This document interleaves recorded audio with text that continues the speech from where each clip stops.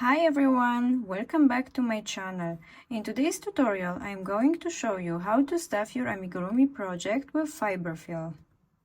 Proper stuffing gives your amigurumi the right shape and firmness. So grab your yarn and hook and let's get started.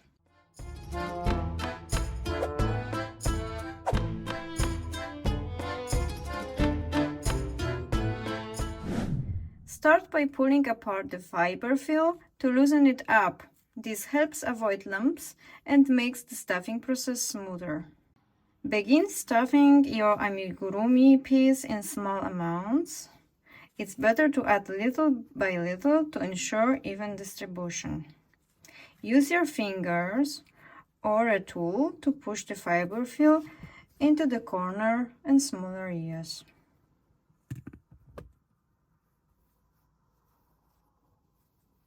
As you stuff, keep checking the shape of your amigurumi. Make sure the fiberfill is evenly distributed and the shape looks good. Adjust as needed to avoid lumps. Continue stuffing until your amigurumi is firm but not overstuffed. You want it to hold its shape but still be soft and cuddly.